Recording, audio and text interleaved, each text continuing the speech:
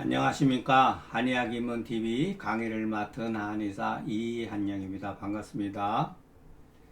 근데 강의를 하다 보면은 의외의 그 변수들이 참 많이 생겨요.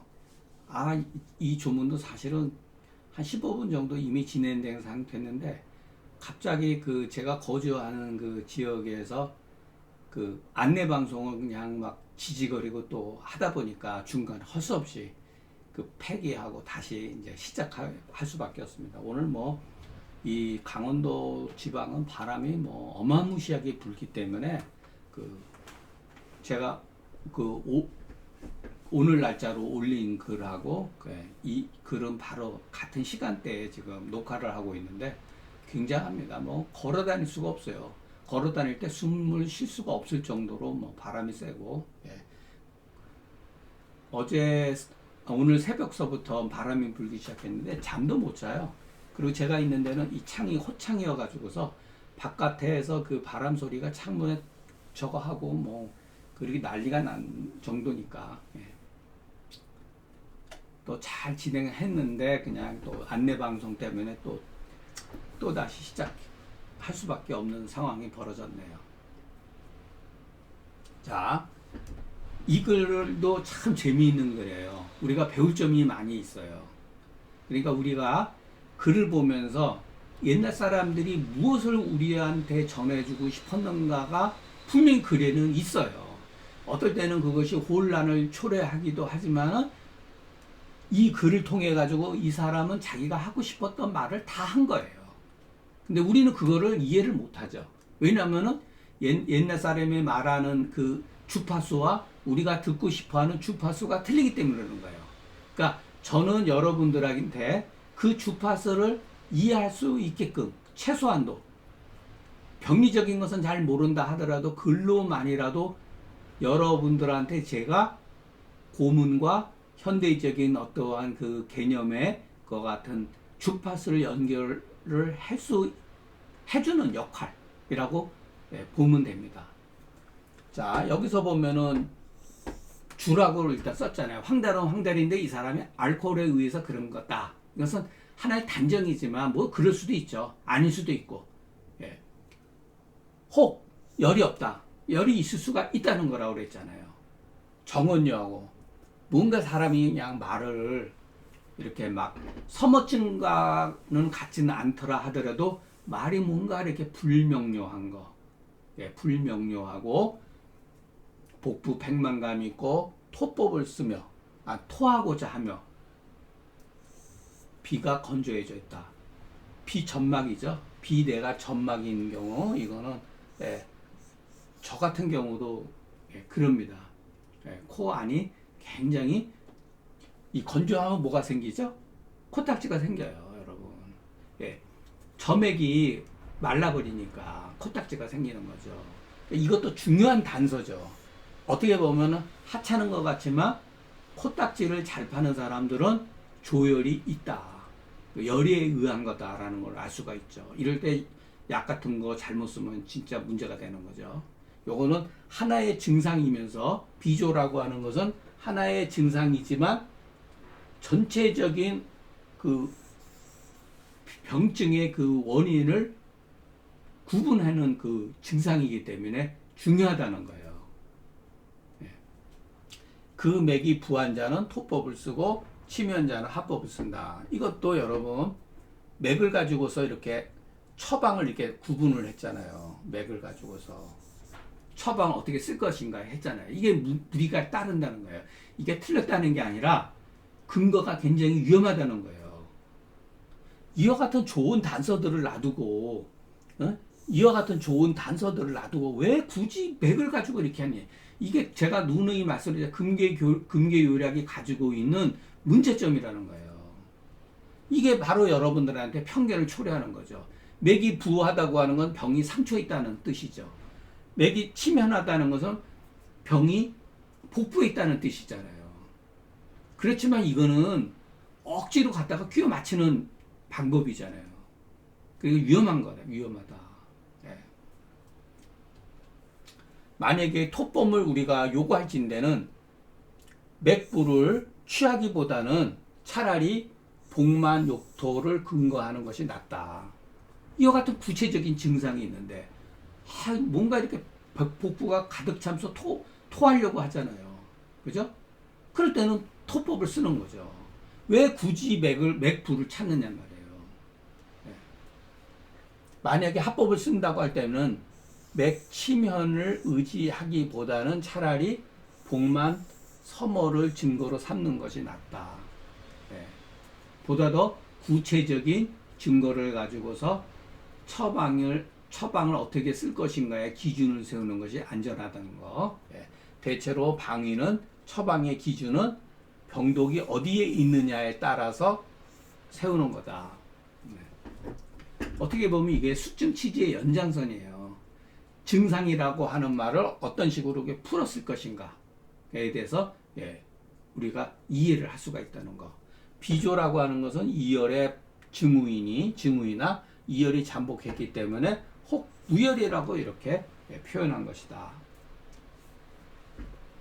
자, 열이 잠복해 있다 그러면은 열이 발작했을 때 어떻게 되느냐, 그렇게 생각할 수가 있잖아요. 그죠? 만약에 번열이 발작하게 되면 서모증이 나타난다는 거죠. 예. 사람이 정신이 막 혼미해지고 뭐라 그럴까, 막 술 취한 사람처럼, 술을 안 마셨는데도 불구하고 술 취한 사람은 정신이 왔다 갔다 하는 경우가 있어요. 예. 근데 발작하지 않으면, 미발하면은 이때는 정언이다. 그러니까 이 정언이라고 하는 것은 서모의 상대적으로 약한 증상이죠. 그러니까 번열이 심하게 발작하진 않지만 약간의 번열의 조짐이 있을 때는 정언을 할 수가 있다는 거죠. 다만 모두에 이미 뭐라 그러냐면 주황달이라고 이렇게 조건을 모두에서 말을 했기 때문에 복만이라고 하는 것은, 여기서 복만은 조열에 의한, 그러니까 조시에 의한 복만이 아니라 습열이 뇌에서 침음함으로 인해서 소변 분리의 반응이라는 것을 알 수가 있다. 그러니까 복만은 소변 분리의 반응이라는 거죠. 그렇기 때문에 이와 같은 경우는 마땅히 소변을 편안하게 해야 되는데, 이때는 인진오령산을 주증으로, 주요 처방으로 하면서 거기에 상황에 따라서 열이 어느 정도냐에 따라서 시오라든가 치자라든가 더 심하면은 대왕을 가지고 가감해서 쓸 수가 있다는 거, 이렇게 합시면 되겠습니다. 이것은 제가 막 함부로 쓰는 건 아니에요. 이 처방 같은 경우 뒤에 가면 다 나옵니다. 주달로 심중열하야 욕구자는 토하면 낫는다. 정말 뭐 황달증이 있는데 토법을 쓰면 낫겠습니까? 그건 아니잖아요. 그죠? 그러니까 우리가 이거는 하나의 예전 사고방식이니까 그렇게 받아들이면 됩니다.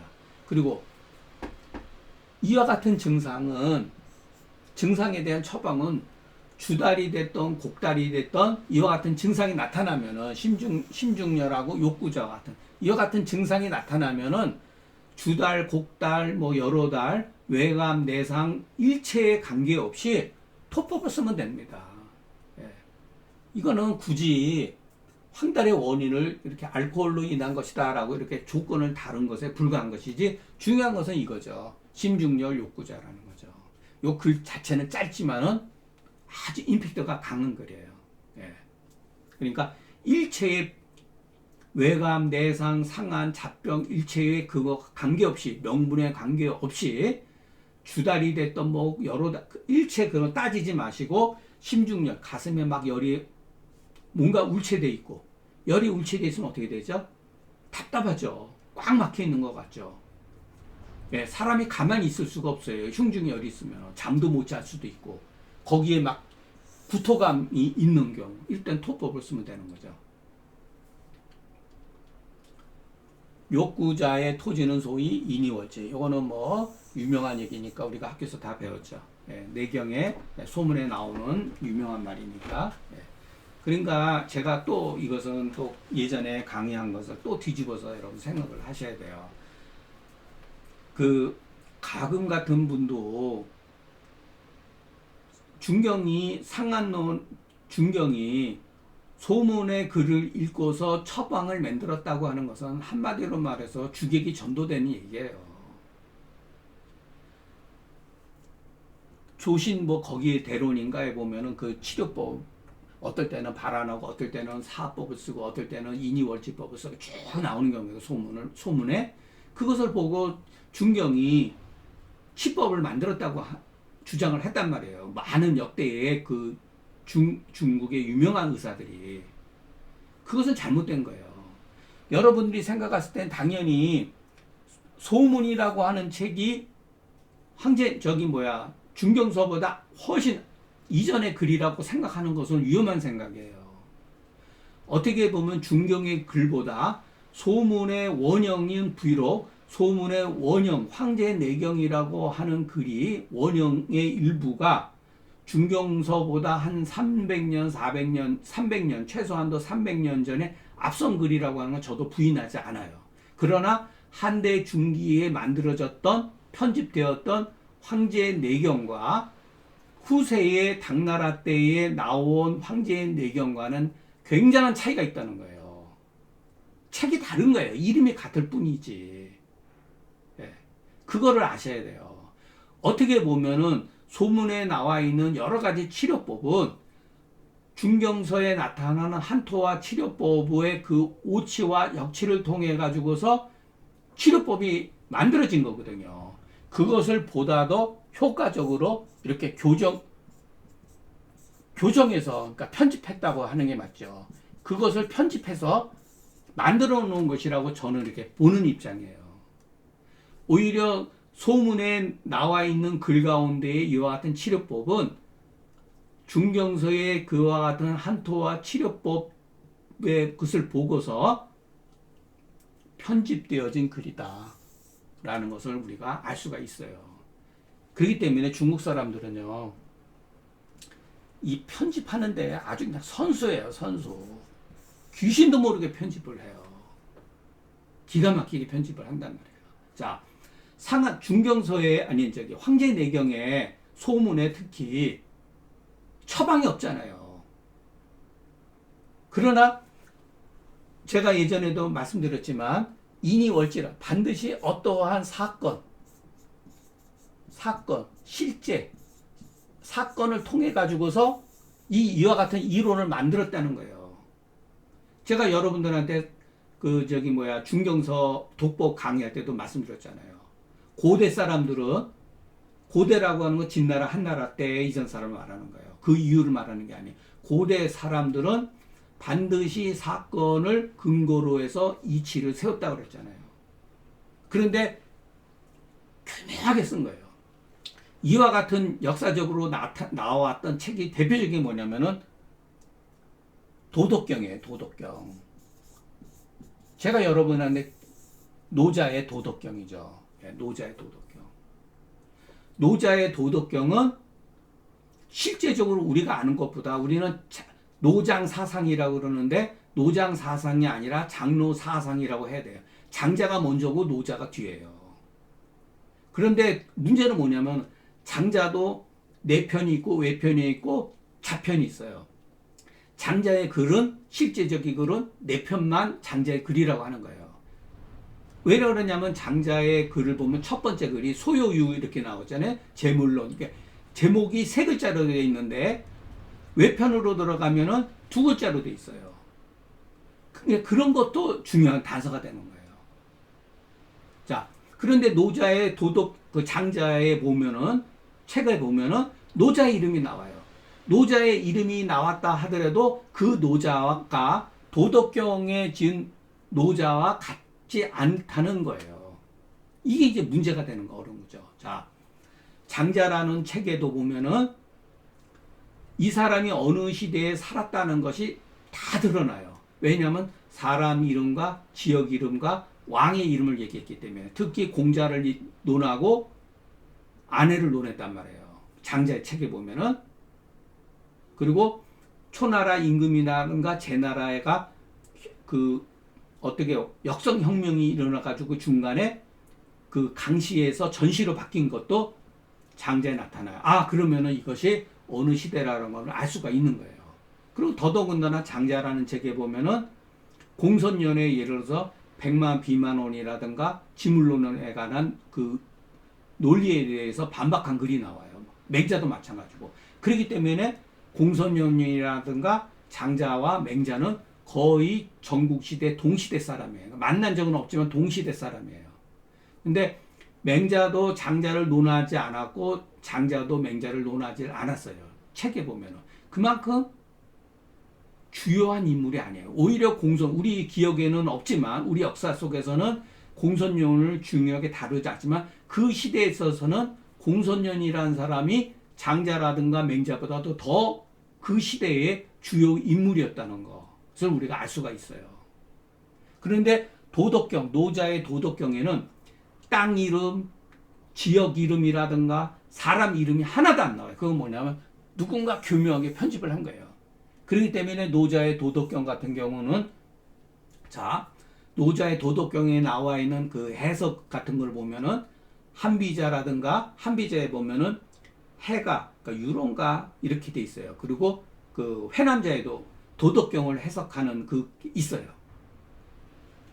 요런 역사적인 어떤 사건이 있는데 요거는 역사적 어떤 사건을 통해서 만들어 놓은 글이다라는 게 있어요. 그러니까 예전 사람들, 그러니까 한비자에 나와 있는 도덕경, 그것도 물론 뒷사람이 갖다가 집어넣은 거죠. 그러나 거기에는 도덕경을 해석하는 방법이 있어요.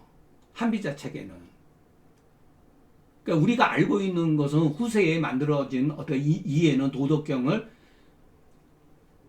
수양서적으로 알고 있죠. 예, 그것은 위진남북조 시대를 지나가면서 그렇게 된 거예요. 실질적으로 도덕경이라든가 이것은 사건을 통한 어떤 정신수양서적이 아니라 정치철학서이에요. 정치철학. 예. 그러니까 명가하고도 관계가 돼 있어요. 이 도덕경에는. 그렇기 때문에 소문도 마찬가지로 이 뒤에 전부 다 누군가가 편집해 놓은 거예요. 그럼 이 사람들은 무엇을 근거로 가지고 인이월치법이라고 하는 것을 만들었을까? 바로 중경서의 한토와 치법을 보고 만들어낸 거예요. 근데 우리는 거꾸로 인이월치에 의해서 중경이 마치 한토화법을 만들어 놓은 거라 착각을 하는데, 아니 그것을 알았다라면 중경이 뭐하러 번병의 한토화법을 남용을 했겠습니까? 예, 말이 안 되는 거예요. 예. 이와 같은 증상은 반드시 주달 때문에만 그런 건 아니다. 이런 경우 예, 과체사, 시자, 시탕으로 치료한다. 주달 하지에 오래되어서 흑달이 되니 예, 눈은 맑은데 얼굴이 막 시커먼 거죠. 예. 심중이 마치 그냥 이렇게 뭐냐면은 마늘 그냥 이렇게 씹은 것처럼 막 이렇게 화끈화끈거리고 예, 쓰라린 상이 있으며, 이런 참 표현은 기가 막히게 잘 쓴 거죠. 예, 사실주의적인 문체라고 보시면 됩니다. 이런 것들이 오히려 잘 쓴 글이에요. 대변이 마치 꺼맣다는 거예요.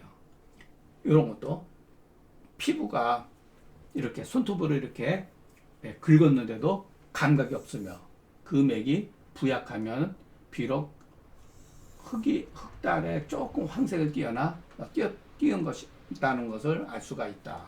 네. 이런 표현들은 참 되게 굉장히 잘 된 글이죠. 네. 그런데 이제 자, 주달을 치료하지 않아서 오래되면 흑달이 돼서 그 증상이 이같이 나타나면 치료하기가 어렵다. 근데 조량이라는 사람은 뭐라 그랬냐면은 이런 것은 제가 다 그 의정근감에서 예, 인용을 한 거예요.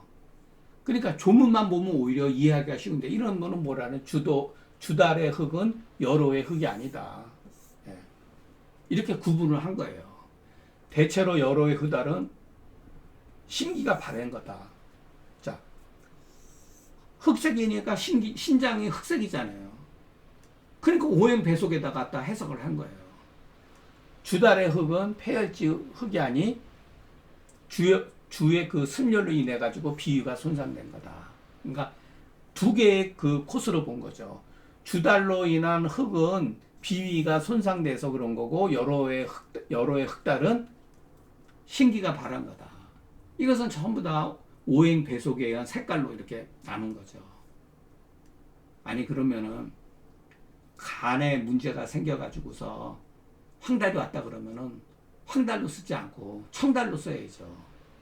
그게 말이 안 되죠. 저도 예전에 이런 걸 되게 좋아했어요. 그러면 왜 청 색깔이 나와야 되는데 왜 황달이라고 썼지? 여기에 간은 없잖아요.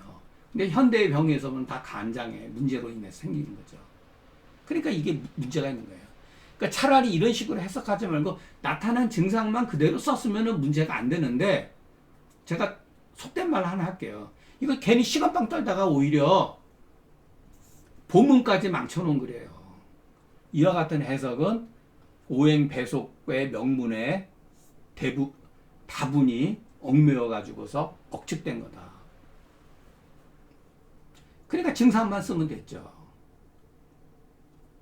근데 앞에서도 황달 그 첫 변이었지 뭐냐면 비색이 드러났다 그랬잖아요. 그게 바로 후세 사람이 갖다 오행 배속설에 의해 가지고 그게 바로 찬영 소문이라고 그러는 거예요. 소문에 오행 배속설을 인용에다가 갖다 조문에다가 집어넣은 거예요. 제가 여러분들한테 누누이 말씀드리죠. 증상이 아닌 것은 무조건 의심을 해야 된다고. 비색이 드러났다. 이런 건 증상이 아니잖아요. 해석이지, 일종의. 근데 그런 거에 대해서 정말로 과감해야 돼요. 글 같은데 어떨 때는 차 띄고 포 띄고 다 띄어야 되는 경우도 있어요. 단 하나의 증상만 남을지라도 90%를 다 버려야 되는 경우도 있어요. 이거는 그냥 참고만 하면 됩니다. 예, 오직 우리가 믿을 수 있는 거는 증상뿐이에요. 증상 이외의 것은 전부 다 이 증상을 설명하기 위한 하나의 방법론인데, 그 방법론에 의해 것이 뭐냐면은 황제의 내경을 취했다는 거예요. 그 당시 사람들은 취할 수 있는 게 그것밖에 없으니까. 예. 그러니까 중국 사람들의 제일 문제점은 바로 상고주의와 위탁, 성현의 이름을 빌려다가 그 학문을 높이는 거죠. 이거를 극복을 해야 된다는 거예요. 자, 황달에서부터 흑달에 이르는 것은 그 병세가 심한 것을 알 수 있다. 그냥 이렇게 쓰면 되죠. 왜 거기다가 후세 사람들이 조량 같은 경우는 여러 달 뭐 신기가 발한 것이고 이것은 뭐 폐혈증이니 비위에 손상됐다. 그러면 간에 문제가 생겨서 왜 청달로 해야 됩니까? 그런 거 없잖아요.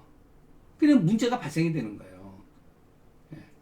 그렇기 때문에 함부로 증상만 가지고 얘기를 하면은 위험성이 적은 반면에 그와 같이 엮어서 해버리면은 시대가 발전하면서 과학적으로 이미 증거가 된 것은 이 폐기 처분해야 되잖아요. 그런 것은. 그렇지만은 의정군감의 상당 부분은 폐기 처분해야 될 내용도 있지만 좋은 글이 있다는 거예요. 그것이 뒤섞여 있기 때문에 우리가 고전을 읽는데 또는 구세 사람의 글을 읽는데 혼란을 초래한다는 거예요. 자, 원래 이 병증은 제가 하고 싶은 말은 이거예요. 이 조문의 병증은 사실을 근거로 해서 기술했기 때문에 비록 오늘날 상황이라 하더라도 믿어서 증거가 있다. 이거 제가 굉장히 좋아하는 말이죠, 이런 말. 네. 그런데 저 후이의 해석은 조량 같은 사람이죠. 조량뿐만 아니에요. 의정군 가면 모든 사람이 다 그렇게 해석을 했다니까요. 심지어는 우리 조선 동의보감도 그렇게 했고 60년대까지 심하면 70년대까지 우리도 그런 식으로 해석을 했다는 거예요. 학교에서도. 예. 이것은 참남에서 증거가 없다. 제가 이 말은 여러분들한테 꼭 기억하라 그랬죠. 중경서 독법에서도 얘기하고. 이게 요 말은 그 춘추 자전에 그 진나라의 굉장히 그 대부인데 제가 지금 이름은 잠깐 헷갈리는데 그 사람이 뭐라면 군자의 말은 신이 유증하고 믿어워서 증거가 있고 소인의 말은 참남에서 근거가 없다. 증거가 없다 그랬어요. 부려 이 춘추 자전의 글이 정확하게 알 수는 없지만은 이와 같은 말은 거의 지금서부터 2000년 전에 한 선비에 의해 나온 말이에요. 그런데 후세사는 어때죠? 이거보다 더 잘못된 거죠. 하니 본의를 혼란하게 하고 후세 사람을 오인케 한 거다. 조량 같은 사람이고. 조량이 처음으로 금계율학의 주석을 다룬 분이에요. 좋은 글도 굉장히 많아요. 그러나 저런 식으로 했기 때문에 전체의 글 자체가 의심을 받는다는 거예요. 마찬가지로 우리 한의학도 마찬가지로 현대의학의 관점에서 봤을 때 현대의학이라서 우리가 무조건 추종할 필요도 없지만 밝혀진 사실은 받아들여야 되잖아요. 그러면 우리가 잘못 어떠한 그러한 해석들에 의해 가지고서 우리 한의학 전체가 오해받는 빌미를 제공한다는 거예요. 그러니까 여러분 그 일본 고방가들이 이 말을 철칙으로 삼았다. 철칙. 여러분 가운데 황한의학 본 분 굉장히 많으실 거예요. 황한의학에 보면 이 말이 나와요. 깜짝 놀랐어요. 이 사람들은 춘추 좌전의 실증주의의 사상의 영향을 받았다는 거예요. 근데 이 말은 쓰지는 않았죠. 예, 이거는 같이 나온 말이거든요. 그래서 제가 여러분들한테 이 말을 꼭 외우라고. 신의이중. 군자의 말은 군자는 신의이중하고 소인은 참의무증이다. 근데 막 아직도 논문에 보면은 기초의학에서 나오는 논문 가운데는 이런 게 너무나 많다는 거예요. 이런 말들을. 예. 저희 학교 다닐 때 벌써 진짜 70년대, 80년대 초까지 저거 다녔기 때문에 그때는 제대로 된 교과서도 없었습니다. 몇 개 빼놓고는. 예. 막 갱지 같은 데다가 써가지고 심지어는 저희들한테 뭐 자료 조사를 해가지고 그거 만들어가지고 책으로 교과서로 썼을 정도였으니까 지금은 훨씬 보다 더 좋은 교과서가 나온 건 맞지만 그래도 그 밑바닥에는 이 오행배속이라든가 특히 규경설 같은 경우 막 일부 막 교수님들 같은 막 규경설을 막 탁달복달하고 외우게 하고 그러는데 다 근거 없는 얘기예요. 그게 참이무증이라며. 그러니까 여러분 우리가 고전 읽을 때는 정말로 근거에 의해서 과감해야 돼요. 증상 아닌 것을 우리가 무조건 배격하자는 게 아니라 받아들일 수 있는 내용이 있고 받아들여서는 안 되는 내용이 있다는 거예요. 자, 이제 뭐 제가 항상 이렇게 강의를 하다 보면은 그 열불이 조금 많이 터져요, 사실은. 그냥 정말 너무나 저도 고전을 읽으면서 고전을 너무나 많이 했기 때문에 예, 그 후배들한테 뭐 고전 읽으라라고 할 수가 없어요. 뭐 동의보감이 우리 어떻게 보면은 그 전에 그 교과서를 대신해서 배웠기 때문에 문제가 많죠. 참 괴로워요. 예. 저는 사실은 동의보감도 비판 많이 받아야 돼요. 동의보감 비판을 해야 됩니다. 이것도. 근데 지금도 뭐 선전에 동의보감에 의하면 깜빡 죽죠. 국민을 다 속이는 거예요. 그러면은 양방 의사들은 뭐라 그러겠어요. 그 제약회사에서 동의보감 해가지고 동의보감에 의하면 어쩌고 저쩌고 하면서. 그러니까 우리 한국의 학술의 문제는 뭐냐면은 하나를 기준으로 잡아놓으면은 예를 들어서 조선의 그 성리학이라고 하는 것을 딱 잡아놓으면은 이것은 절대 진리가 돼버린 거예요. 공자가 중요한 게 아니에요. 주자가 중요한 거지. 조선시대는 그렇게 사는 거예요. 성리학에 의해서 공자가 말했던 원시 육아가 성리학에 의해 가지고서 오히려 오해를 받고 망쳐버린 거예요. 성리학에 좋은 거 많죠. 굉장히 기가 막힌 많죠. 이거 저는 어떻게 보면은 거의 공부를 우리나라 제가 원래 관심이 있었던 건 뭐였냐면은 한의학은 아니었고 우리나라 당쟁사, 당쟁사 제가 몇 번 말씀드렸죠. 당쟁사. 예. 그리고 그 예전에 그 최인희 선생님이 그 돌아가시기 전에 최인희 선생님이 저도 제가 한문을 조금 잘 아는 거기 때문에 이기 논쟁사에 대해서 예, 요거 한번 글을 한번 쓰자. 이기 논쟁사. 최인희 선생님이 좀 자기가 하는 거 좀 도와달라고 해서 뭐 홍케했는데 돌아가시는 바람에 못했죠. 예. 그렇지만 이 당쟁사도 이미 좋은 책이 많이 있어요. 이기 논쟁사도 이미 책이 다 나와 있어요. 사실은.